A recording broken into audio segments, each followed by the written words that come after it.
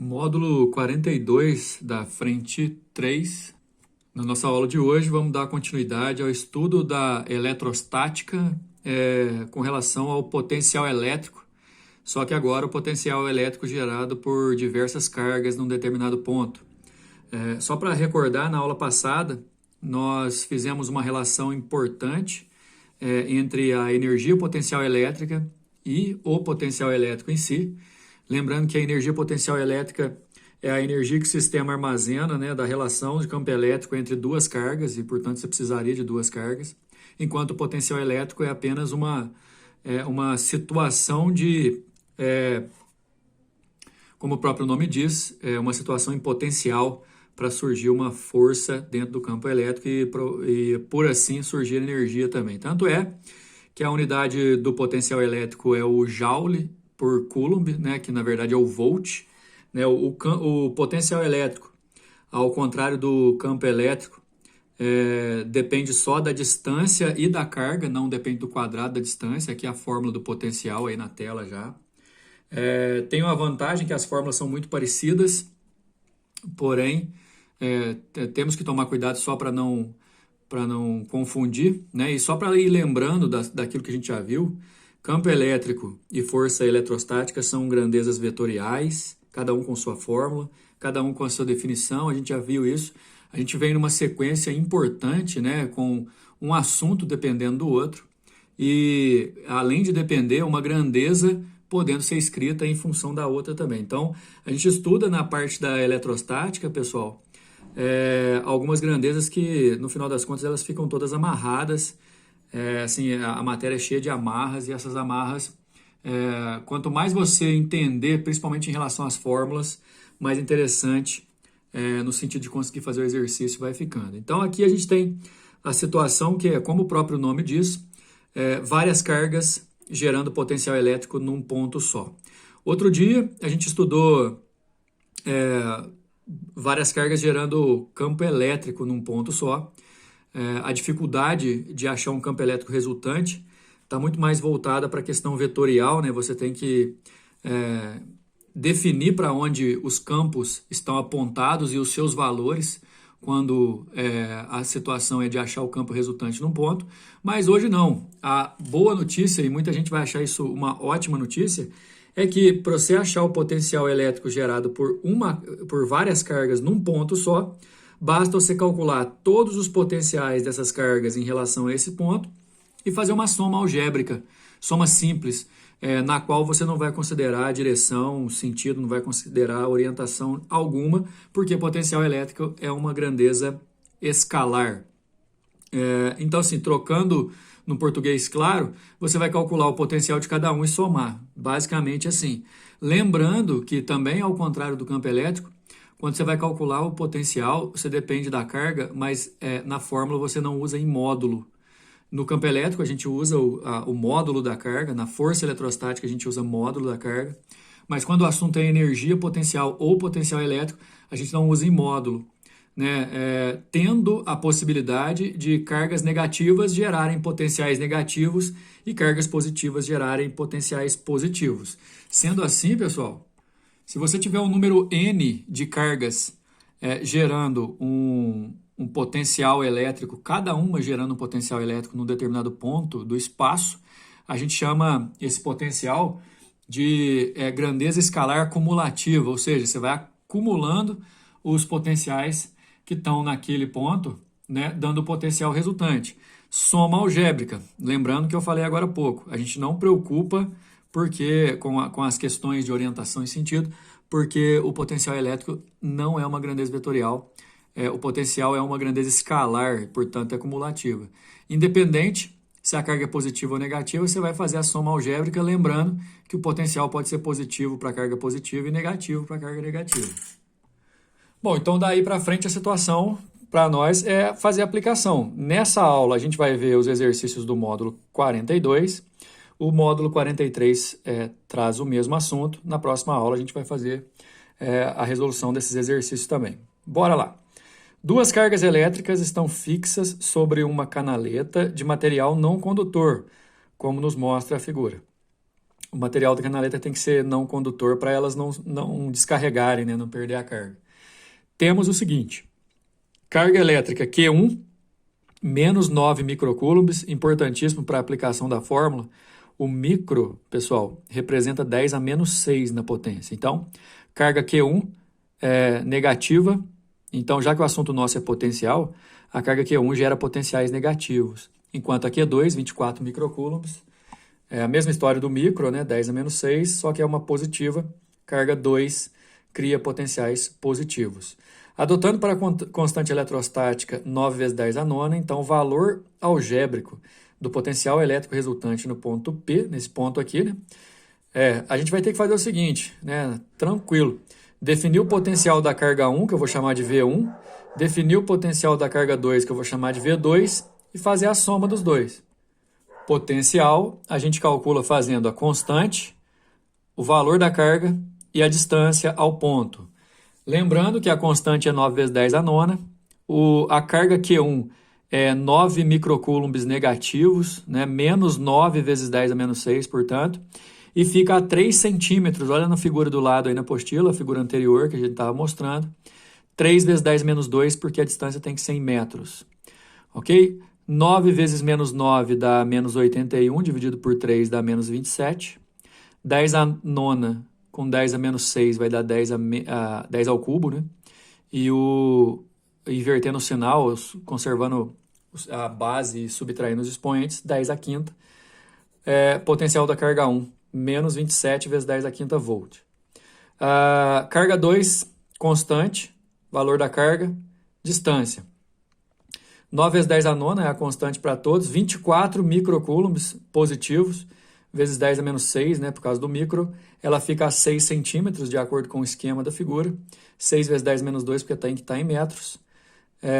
Eu posso simplificar, né, para ficar mais fácil. 24 por 6 dá 4, que vezes 9 dá 36.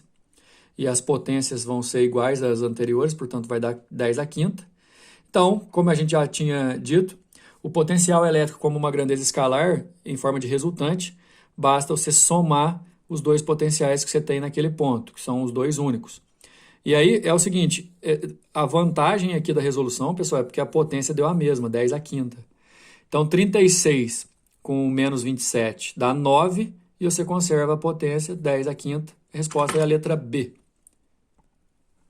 Atenção, passando para o número 2. 3 partículas eletrizadas são fixadas nas proximidades de um ponto central, como mostra a figura. Aqui estão as 3 partículas, pessoal, Q1, Q2, Q3. Q1 e Q3 gerariam potenciais positivos, Q2 potencial negativo, e suas distâncias, né, como elas estão em regiões de circunferência, são raios, ó. Carga 1 a 1 metro, carga 2 a 2 metros, carga 3 a 3 metros. 2 delas são positivas e a outra negativa, mas as 3 têm a mesma carga elétrica em módulo. 6 nanocoulomb. Pessoal, esse Nzinho significa nano, e esse nano, na hora da gente usar a fórmula, tem que representar 10 a menos 9 para nós. Então, essa daqui mais 6 nano, essa aqui mais 6 nano e essa outra aqui menos 6 nano. A constante é 9 vezes 10 a nona, ok? E ele quer saber o potencial resultante no centro, nesse centro C aqui, ó. Olha a distância da carga 1 é 1 metro, da carga 2 é essa curva aqui, ó, de 2 metros, da carga 3 é essa curva maior de 3 metros. Organizando as ideias, como o exercício comentou, que 2 delas, a 1 e a 3, são positivas, a 2 negativas, só que todas valem 6 nano. E aí o potencial, aqui o pessoal resolveu dar uma gastada na matemática aqui, ó. Mas se você quiser calcular o potencial de cada uma, aliás, sabe o que você vai conseguir fazer? Na hora de calcular o potencial aqui, você pode colocar a constante em evidência, igual ele fez aqui, mas se você quiser calcular separadamente, cada um com a sua distância, fica à vontade. Mas vamos acompanhar a resolução aqui, ó. O potencial resultante no ponto C vai ser o potencial da carga 1, mais o da 2, mais o da 3, ok? 9 vezes 10 a nona é a constante, porque se você colocar o K0 aqui em evidência, você vai abrir um parêntese, e aí você vai colocar Q1 sobre R1, Q2 sobre R2, Q3 sobre R3. O R de raio está no lugar de distância. E aí a gente só substitui. É porque assim vai ficar mais tranquilo, que você vai conseguir fazer o 10 a nona uma vez só, né? Então vai ficar assim, ó, 9 vezes 10 a nona. 6 nanocoulombs e 1 metro da primeira carga, menos 6 nanocoulombs e 2 metros da segunda carga, 6 nanocoulombs e 3 metros da terceira carga. O detalhe, pessoal, todas nanocoulombs. E como você vai multiplicar aqui no chuveirinho daqui a pouco, ó, todas elas vão receber o 10 a nona multiplicando e eles vão cortar o 10 a menos 9 na hora que você fizer a distributiva. E aí vai ficar 9 vezes 6 menos 3 mais 2, igual tá aqui, ó. Aí você resolve lá dentro do parêntese primeiro, né? Fica 5.